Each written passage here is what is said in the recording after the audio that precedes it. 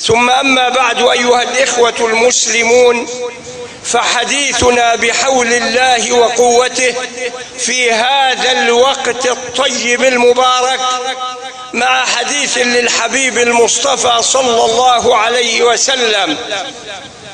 هذا الحديث يرسم خريطة إيمانية، وينبغي لكل واحد منا أن يبحث لنفسه عن مكان في خريطة هذا الحديث، وإلا فهو في خسارة عظيمة. وأسأل الله عز وجل أن يرزقني وإياكم والمسلمين قمة خريطته، إنه على كل شيء قدير. عن أبي ذر جندب بن جنادة رضي الله عنه قال: قلت يا رسول الله أي العمل أفضل؟ قال: الإيمان بالله والجهاد في سبيله. قلت يا رسول الله أي الرقاب أفضل؟ قال: أنفسها عند أهلها وأكثرها ثمنا. قلت يا رسول الله فإن لم أفعل؟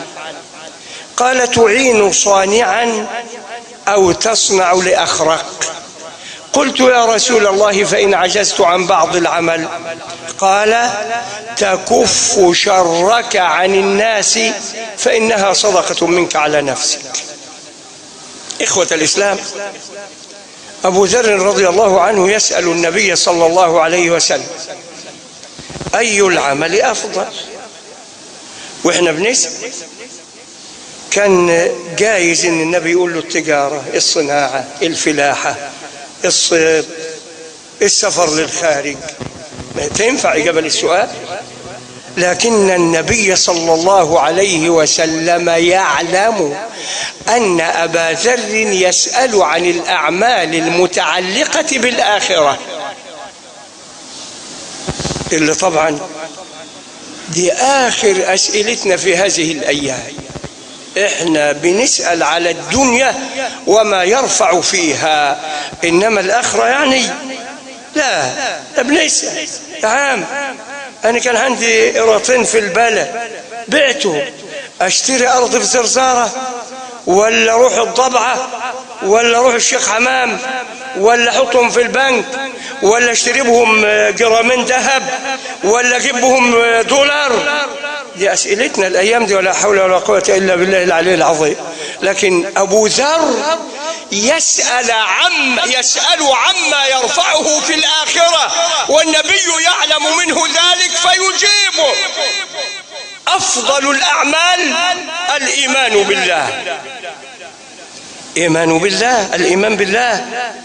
والحمد لله احنا كلنا مسلمين، لكن الإيمان يعني أسأل الله أن يرزقنا جميعا إياه. لكن يعني لما النبي يقول عليه الصلاة والسلام: الإيمان 60 شعبة، وفي رواية 70 شعبة، أعلاها لا إله إلا الله، وأدناها إماطة الأذى عن الطريق. دي أوطى درجة. بالله عليك، من منا في هذه الأيام يميط الأذى عن الطريق؟ ولا واحد. تبقى لابس كده والجلابيه مكويه والبتاع، تلاقي شنطه زباله في وسط الطريق كده بتأذي الناس، تقوم توطي وتشيلها. ولا طوبه مثلا جت في نص الطريق هتوقع عربيه ولا موتوسيكل ولا كلب ميت على الطريق، ولا حد مننا بيحاول يقف بعربيته ولا بموتوسيكل ولا هو ماشي ويقول الأذى ده لأنه من الإيمان؟ لا، ولا حول ولا قوة إلا بالله العلي العظيم. ودي أدنى درجات الإيمان. حديث جبريل لما بيسأل النبي: ما الإيمان؟ قال: ما المسؤول عنها بأعلم من السائل؟ قال: الإيمان أن تؤمن بالله وملائكته وكتبه ورسله وتؤمن بالقدر واليوم الآخر وتؤمن بالقدر خيره وشره. أن تؤمن بالله يعني تصدق بوجود الله، مؤمن بوجود الله. اللي مؤمن بوجود الله والملائكة لا يقع في المعصية إطلاقا. بالله عليك، الله موجود مطلع، والملائكة بتكتب برضه إيمان بالله وملائكته. بنقع في المعاصي ولا ما بنقعش؟ بنقع وكتير قوي. طب لو رحت السجن وقعدت شهرين 3 وطلعوك وقالوا لك اسمع، فيه واحد مراقبك زي ظلك وياك تغلط غلط، انت شفت السجن اهو، والله بقى لو قالوا لك فلان لما عينين فلان ده هو مراقب ليك، تستجري تقع فيما يغضبهم وهو شايفك؟ لا، انما لما يتخفى ممكن. الله. طب وهل تغيب عن عين الله لحظة؟ وهل تغيب عن ملائكة الله الذين يكتبون كل صغيرة وكبيرة لحظة؟ لا. الله. امال اشمعنى امنت بالمخبر اللي معينهولك وما انتش مؤمن بوجود الله وبالملائكة اللي بيكتبوا كل صغيرة وكبيرة؟ دي يعني حاجات كده من الايمان بسيطة يعني. الإيمان أن تؤمن بالله وملائكته، تؤمن بالملائكة اللي هتكتب ما تعملش، وكتبه ورسله واليوم الآخر، تؤمن بالكتب يعني منها القرآن. أيوه الله، أنت مؤمن بالقرآن فعلا؟ أيوه، ويعني بقرأه ما شاء الله ومسك الفسوة الله. طب يعني لما الراجل يسألني قريب قوي يقول يا مولانا الراجل مات واولاده بيورثوا، وبعدين الام قالت وزع التمن بتاعي على العيال، اعمل ايه يا مولانا؟ قلت له ما توزعش، هذا لا يجوز، فالذي اعطى الابناء للذكر مثل حظ الانثيين اعطى الزوجة بنص القرآن برضه، ولهن الربع مما تركتم إن لم يكن لكم ولد فإن كان لكم ولد فلهن الثمن مما تركتم من بعد وصية توصون بها أو دين. وفي آخر الآيات بعد ما قال وإن وجد وإن لم يوجد يقول تلك حدود الله ومن يتعدى حدود الله يا تلك حدود الله. ده قرآن، انت مؤمن به ولا لا؟ مصايب نراها في المجتمع، راجل عندنا خلفته بنات وبعدين قعد هو ومراته وبدل اخواتك ما يخدم راح موزع كل حاجة على البنات وبيع وشراء شوية، والمرة ماتت جاي يتجوز لسه عنده بيت، قامت واحدة رضت به بس هو منقيها ما بتخلفش عشان ما يحصلش مشاكل، وبعدين شوية وحملت وربنا رزقها بتوأم وتوأم ذكور، وهذا يوزع يبوس رجلين البنات وايديهم، لا يمكن، ما فيش. من الذي ظلم؟ هو، وسيحاسبه رب العزة والجلال. تبقى اختي ومن الاغنياء ونشحات، ليه؟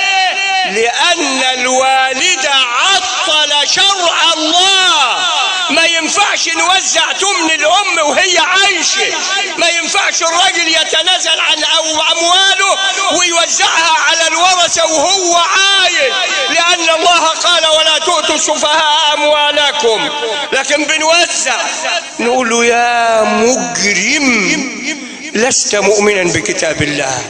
لما يقول البنت ملهاش في السكن، لها في الارض الزراعيه بس وهنديلها هناك على كلال العطا، وانما الارض اللي هنا ما بعينها، نقول له يا مجرم لست مؤمنا بكتاب الله.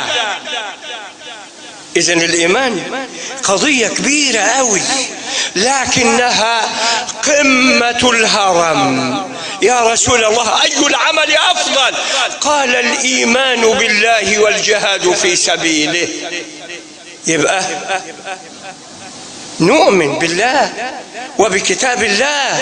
لما نطلق امرأة وهي اللي عايزة تتطلق بس بأسباب، الراجل طبعا ساعة الطلاق يقول لك انا مش عايز اطلق مراتي وبحبها، وهي تبقى زي الطلاق انا مش عايز اطلق جوزي وبحبه. كل يرغب في متاع الدنيا ولا يقف مع نفسه لحظة اني كاذب مع الله ولا مؤمن.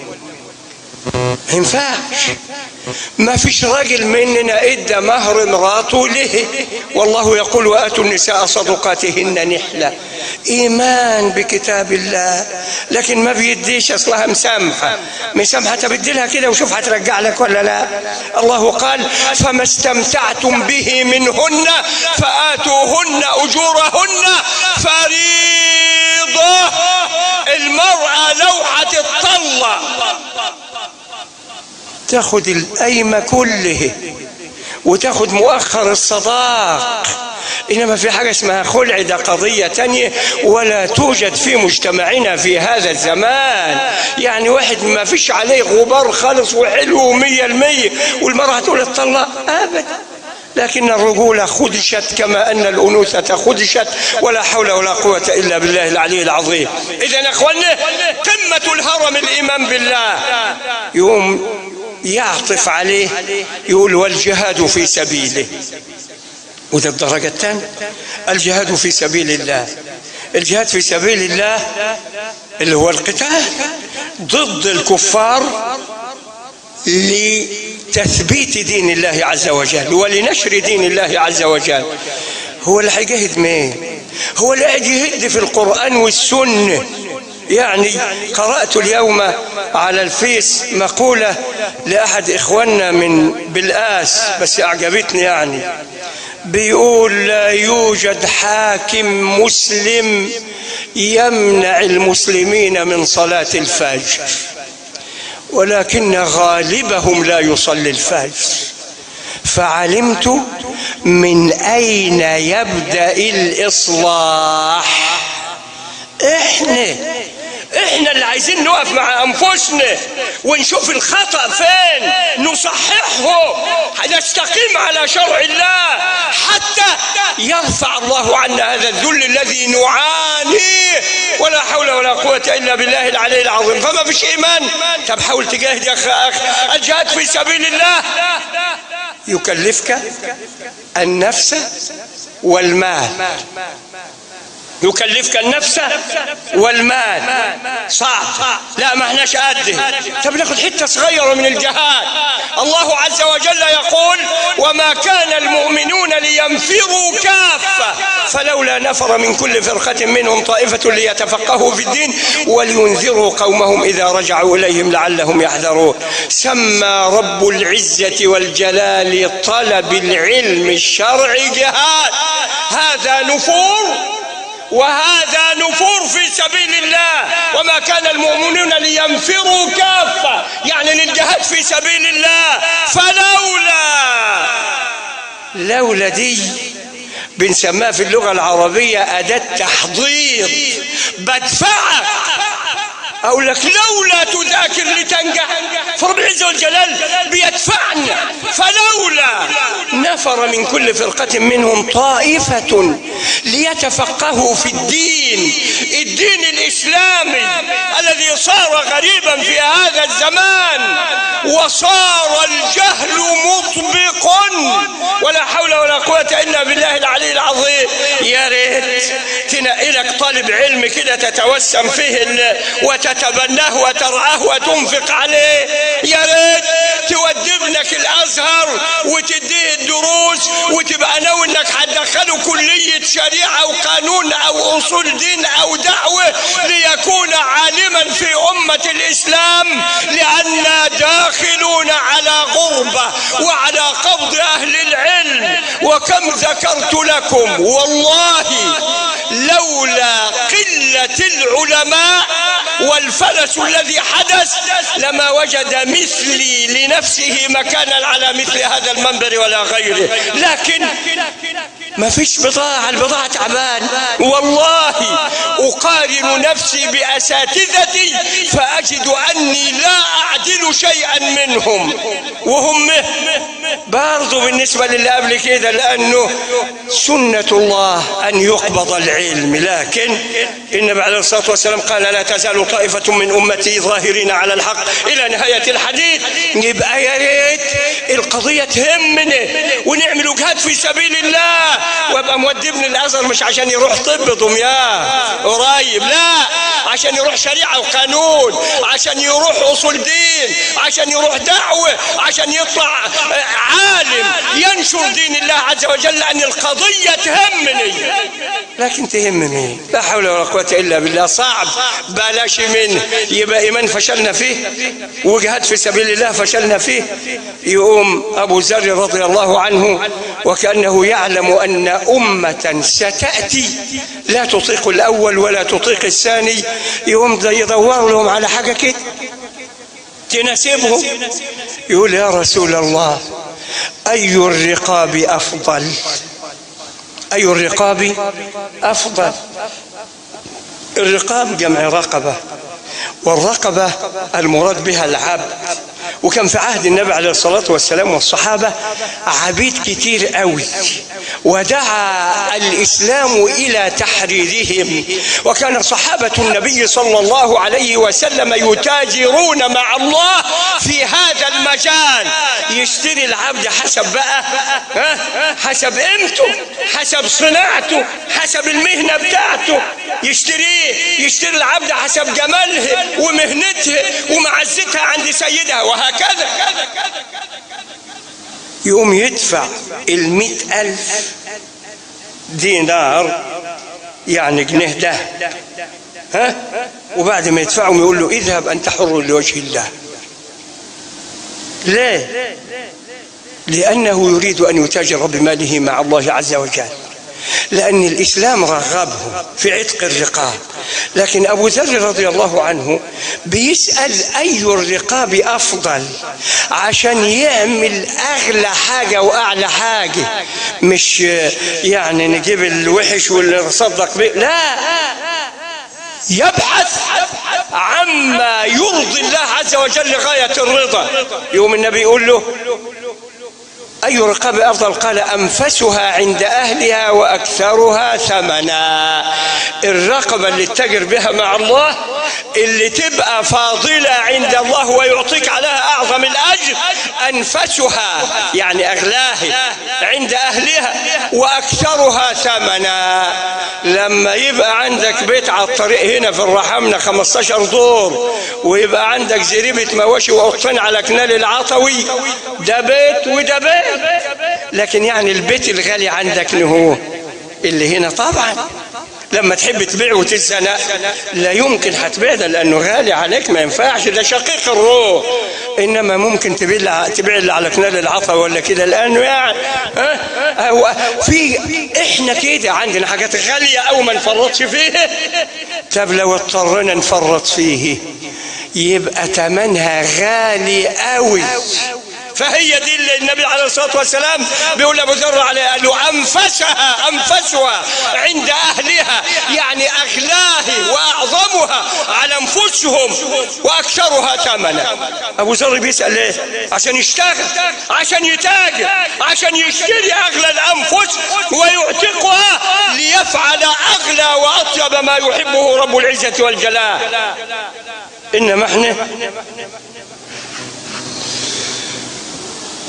الرز طلع والحمد لله كلنا نص الزكاة. والله تقول للراجل 100 جنيه لجارنا ولا 1000 جنيه عشان جارك هيعمل عملية ولا هيجوز بنته ولا، والله الحالة يا عم الشيخ ما يعني اهي ماشية بالعافية. وشوية تلاقي اللي بيقول لك ماشية بالعافية اتضحك عليه وراح دفع، او كان رايح يبيع 100 ورقة دولار وحد بلغ فيه واتقبض عليه، ووالله شحات وما كان عندهم بال. لا حول ولا قوة إلا بالله العلي العظيم. الثاني نصبوا عليه وبناخد الفلوس ونشغلها وهنجيب من بورسعيد وبنجيب بضاعة وال300,000 وال400,000 وال2 مليون. ولما ما شاء الله لا قوة إلا بالله تبخرت من أيدي من يدعون الفقر، وساعة ما تقول له حاجة لجارك الغلبان ولا لأخوك ولا لابن أختك ولا لأختك اللي عندها مرض نفسي ولا والله الذي لا إله إلا هو عالجت امرأة أو شاركت في علاج امرأة نفسيا مرض نفسي قعدت في المستشفى 60 يوما، اليوم بكذا، ولها 10 إخوة. واحد جاب لي 500 جنيه. ولا حول، إخوة بنين وبنات، ولا حول ولا قوة إلا بالله العلي العظيم. هذا واقعنا. تطلع الزكاة والراجل يسألني ما اعرفش قلتها لك ولا لا، يقول لي يا عم الشيخ انا عين 300 شكارة رز عليهم زكاة قد ايه؟ اقول له عليهم 30 يا ابني لانك بتروي بالرحم، انا عارف وعارف ارضه وهو معايا على مروه واحده، صح انا عندي نص فدان وهو عنده 10، انما الحمد لله رب العالمين. يقول لي نعم 30 شكارة. انت اتهبلت يا عم الشيخ، 30 شكارة ده هم 3 4 5 بالكتير واذا كان عاجبكم. قلت له يا ابني وانت بتجيب لي؟ انت بتجيب لي؟ ولا حول ولا قوة إلا بالله العلي العظيم. والله أسأل الله أن يهدينا والمسلمين جميعا. قلما يصلي ولد من أبنائه وهو، ولا حول ولا قوة إلا بالله العلي العظيم. لأن النبي قال لنا كل لحم نبت من حرام فالنار أولى به. اوعى تمنع الزكاة وتأكلها لأولادك فتكون سببا في جعلهم وقودا للنار. إنما نتقي الله عز وجل. الصحابي بيسأل عن صدقة التطوع مش الفرض، إنما احنا الحمد لله بناكل الفرض ولا حول ولا قوة إلا بالله العلي العظيم. فالنبي يقول له أنفسها عند أهلها وأكثرها ثمنا. قال يا رسول الله فإن لم أفعل؟ قال تعين صانعا أو تصنع لأخرق. تعين صانعا يعني الإيمان صعب عليك، الجهاد في سبيل الله صعب، الإنفاق في سبيل الله تقيل وصعب. يا أخي من رحمة ربنا بنا كلنا وأنا قبلكم أنه عدد الطرق الموصلة إلى رحمة الله. بس خد لك سكة، اوعى تطلع عاجز، خد لك سكة. في واحد هيدخل الجنة من باب الصيام، بصوم كتير قوي بس ما بصليش السنة، بس اجتهد في الصيام. واحد تاني لا بصوم ولا بصلي إلا الفروض بس يعني بيتصدق، يعني نقول داخل الجنة من باب الصدقة. واحد تالت بيتصلي الفرض وبيعني يزكي الفرض وبيخرج الزكاة الفرض، بس لا يمكن تاخد منه حاجة زيادة عن كده.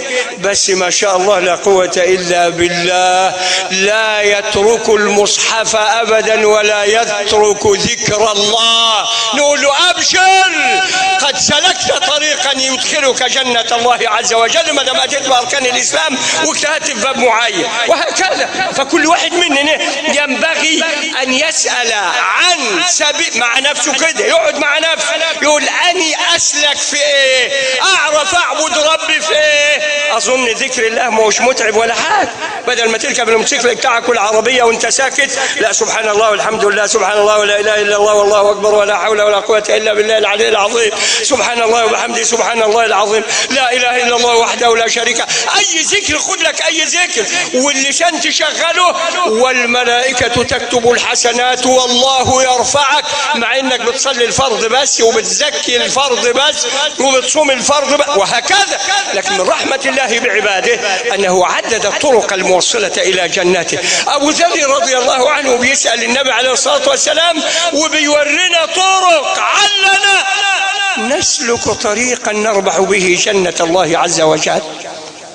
فيوم يقول له تعين صانعا أو تصنع لأخرق. تعين صانعا وانت ماشي ولقيت حد محتاجك، واحد فتح فرشة نجارة وفتح ورشة نجارة وعنده 10 15 عامل وحالته ما شاء الله لا قوة إلا بالله، الأمور 100%. وبعدين في 5 6 عمال ما جوش النهارده وهو مزنوق. انت علمت تروح قالع الجلابيه ولابس البنطلون والقميص او شغله وتروح تشتغل معاه، تنقل ولا تدهن ولا تعمل ولا تقول له اعمل معاك ايه يا فلان، ويجي يدوك اجره تقول له والله لا يمكن، انا جاي لك لله. تعدى على فلان اللي في الارض محمل عربيه الربه وانت وبعدين بقى هو كتير عليه وظهره اتقطم ومربي 10 15 عجله وعينك تتقلع لو خدت نقطه لبن ولا لو خدت اي حاجه، بس انا ما بحاسبوش. اقوم نازل جري محمل معاه واقوم زي العربيه لما تطلع، وبعدين امشي يجي يديني اقول له والله لا يمكن، النبي قال تعين صانعا. صعب ما نعرفش نعملها ولا حول ولا قوة إلا بالله العلي العظيم، لكن أنت تبحث عن وسيلة لتنجو بها من عذاب الله في الآخرة، ليرتفع قدرك في الآخرة، فبتدور على أي حاجة. ما هو الإيمان صعب والجهاد في سبيل الله صعب وتطلع الفلوس يطلع العين، خد لك سكة بقى تعين صانعا. لا صعب علينا أوي ده. هو ياما رحت استلف فلوس منه ولا جيت اجيب منه شكك ولا باع لي مره عجله عشان اعمل عقيقه ازبعها اضعاف مضاعفه عشان انا مش اقول لك بلاش دي كمان تاخد اللي بعده. اقول قولي هذا واستغفر الله لي ولكم فاستغفروا. الحمد لله، الحمد لله الذي هدانا لهذا وما كنا لنهتدي لولا أن هدانا الله، وأشهد أن لا إله إلا الله وحده لا شريك له، وأشهد أن محمدا عبده ورسوله. اللهم صل وسلم وبارك عليه وعلى آله وصحابته أجمعين. وبعد أيها الإخوة المسلمون، تعين صانعا تقيل ما يستاهلش، يعرف يجيب 20 واحد. أقول لك خد الثاني، تصنع لأخرك. في واحد بقى مش عارف يعمل مصلحته، تقوم تساعده بقى تعمل لله، وهو محتاج فعلا. هو منظره ووضعه يحرك القلوب. لما تبقى ماشي وبعدين تلاقي واحد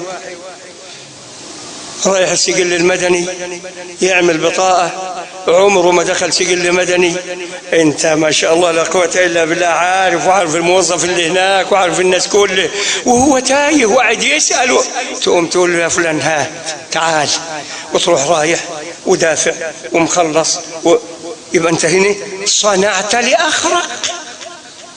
واحد في المستشفى ومش عارف أول مرة يروح، وانت راجل دكتور في المستشفى ولا تمرجي ولا بواب ولا تقوم تعال وتصنع له لأنه عاجز، وتعمل كده لله حيناولك، تقول له والله لا يمكن. لا، هو لو خدت ماشي يقول، لكن الأولى أن تفعلها لله، أن تفعلها لله عز وجل. والله الذي لا إله إلا هو في فجر هذا اليوم وقفنا طبعا نجيب العيش، خدنا لنا يعني يجي ساعة، وبعدين جبت العيش وجاي البيت ولقيت 2 ستات بيشتالوا غاب وحينقلوهم من الحتة دي للحتة دي. بس الراجل اللي مربط الغاب بقى راجل عنده إخلاص، الشدة يعني تقيلة قوي، ال2 تحت ومش عارفين يعملوا فيها حاجة. فوديت العيش البيت ورحت من فضل الله علي، ابعد يا بنت انت وهي، هم طبعا جيراننا، بنتي انا ابوك انت وهي، واشتلت شويه الغاب لانني يعني زمان برضه كنت بشتغل في الغاب وانا صغير في الثانويه، اشتلت الغاب على كتفي ووديته زي ما هم عايزين، والف سلام. والله ما فعلت ذلك رياء ولا طلبا لسمعة، ولكن هو أنا حول الحديث ونم عن العمل تبقى مصيبة من المصائب. ورب العزة والجلال لما يجي لك في سورة الجمعة وبعدين يقول في الآخر يا أيها الذين آمنوا إذا نودي للصلاة من يوم الجمعة فاسعوا إلى ذكر الله وذروا البيع ذلكم خير لكم إلى نهاية الآيات، واذكروا الله كثيرا لعلكم تفلحون. وبعدين يقول لك في أولها يبقى هو دلنا على عمل الصالحات وطلب مننا الذكر، وبعدين في أوله يسبح لله ما في السماوات وما في الأرض، يعني يعني ما احناش محتاجين تسبيحكم، الكون كله بسبح بسماءه وارضه ونجومه وشجره وميته وسمكه وعفاريته، الكون كله بسبح. يبقى ما جاتش على الكم بني ادم دول اللي يعني سبحوا ولا، انما تسبيح كل نفس. بس يدينا تحذير شديد قوي بين الاثنين بقى، بين الامر بالتسبيح وبيان ان الكون كله يسبح، يجي في وسطهم والمثل الذين حملوا التوراة ثم لم يحملوها كمثل الحمار يحمل اسفارا. احنا قلنا لكم اللي ينفعكم وبينا لكم ان ما احناش محتاجينكم، بس اوعوا بعد ما عرفتم تبقوا زي اليهود والنصارى اللي عرفوا الحق وما عملوش به. هي دي القضية. اوعى تعرف حكم وما تعمل به، لانه تبقى علمك حجة عليك امام الله عز وجل. يا ريت كنت جاهل وما علمتش، تعذر بجهلك. اذا اخوة الاسلام، تصنع لاخرك. اي حد محتاج وتستطيع ان تعاونه، بل تبحث عنه، انت تبحث عنه. ليه؟ لأنه ده من أقل الأعمال في الإيمان. ده أنت لا أنت عارف تبقى مؤمن، ولا أنت عارف تبقى مجاهد، ولا أنت عارف تتصدق بمالك، ولا أنت عارف تعن، يبقى أقل درجة. يوم أبو ذر رضي الله عنه يقول يا رسول الله فإن عجزت عن بعض العمل، ما عملتش حاجة من دي خالص. يوم النبي عليه الصلاة والسلام يقول له تكف شرك عن الناس فإنها صدقة منك على نفسك. أقل حاجة كف شرك عن الناس، بقى دي السبنس، فإنها ما انتش قادر تتصدق على الناس ولا تنفع الناس، تصدق على نفسك يا أخي. انت حتى ما انتش عارف تنفع نفسك بإيه؟ بألا تؤذي أحدا أبدا. تكف شرك عن الناس فإنها صدقة منك على نفسك. أسأل الله عز وجل أن يرزقني وإياكم الإيمان الكامل، وأن يرزقنا العبرة والعظة، وأن يقف كل إنسان مع نفسه ليسأل نفسه أين أنا من خريطة هذا الحديث، ولا يخيب سعيه فيجد لنفسه مكانا على خريطته. اللهم أرنا الحق حقا وارزقنا اتباعه، وأرنا الباطل باطلا وارزقنا اجتنابه.